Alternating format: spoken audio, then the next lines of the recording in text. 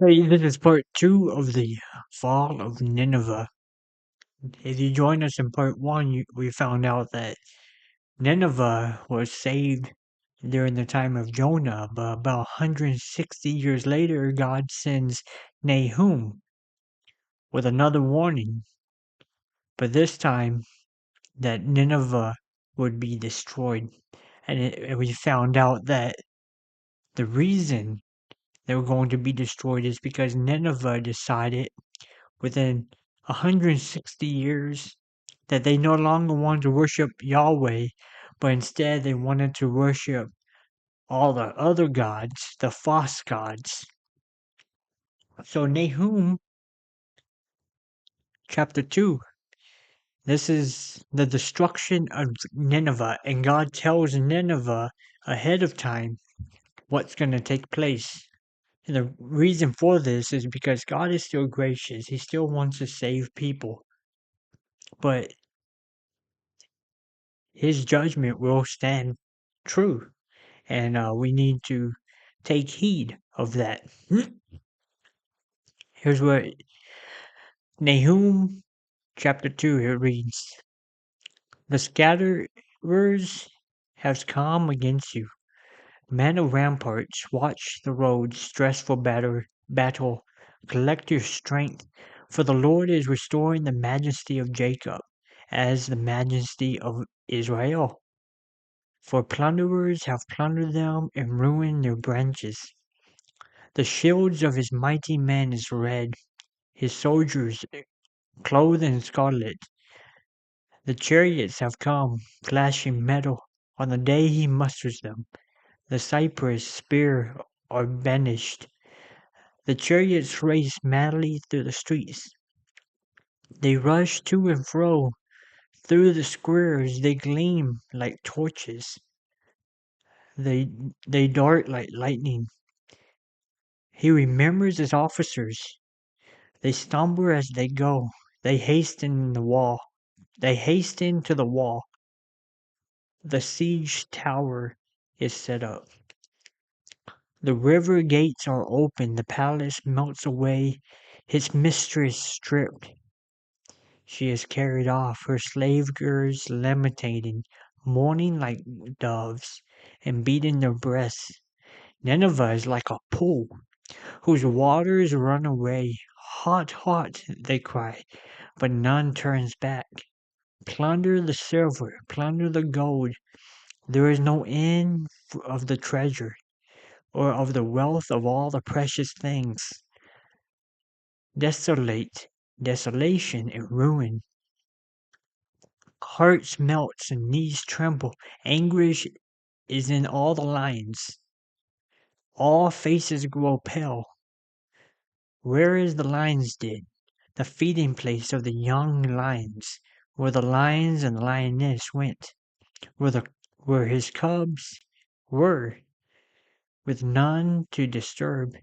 The lion tore enough for his cubs, and strangled prey for his lioness. He filled his caves with prey, his dens with torn flesh. Behold, I am against you, declares the Lord of hosts.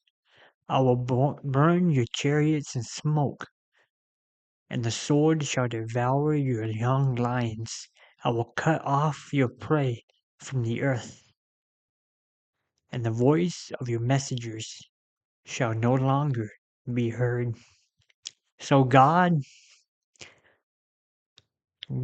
is telling Nineveh that that the city is going to burn down, that the city is going to melt away, that the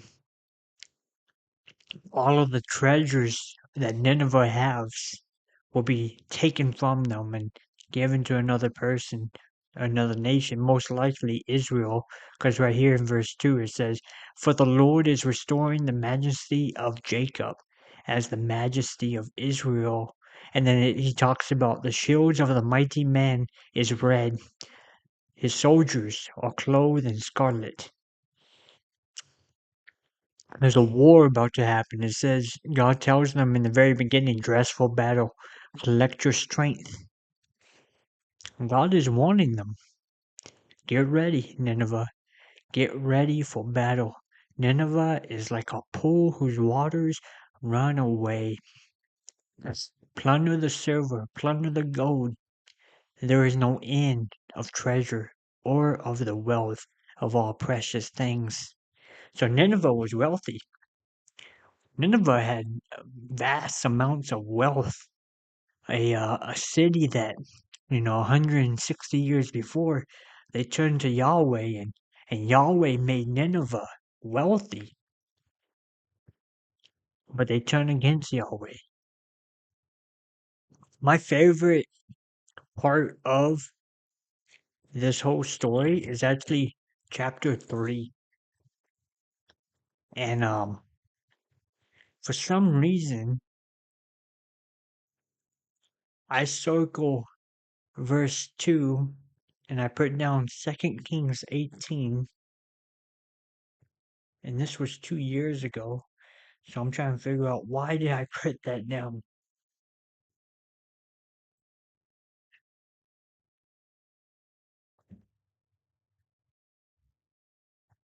Why did I put down 2 Kings 18?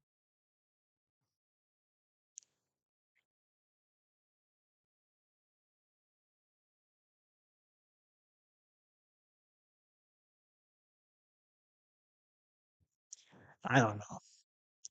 That's a long chapter to read. I put that down for a reason.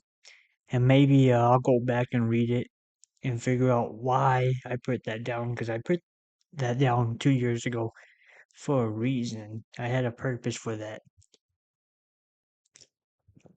But Nahum chapter 2 is just God describing to Nineveh, here's what I'm going to do. Thanks for watching this video and this message. This website right here, patreon.com/growyourfaith.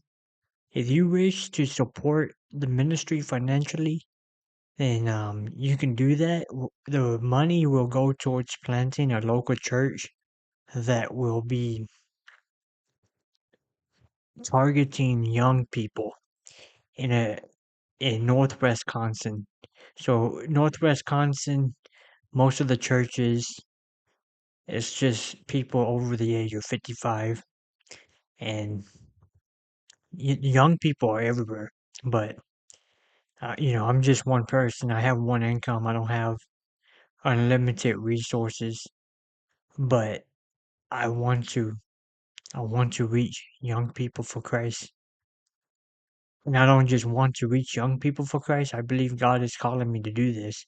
And so, like I said, if you want to join me in making that mission possible, $5 a month, and I'm working on creating a new Bible version.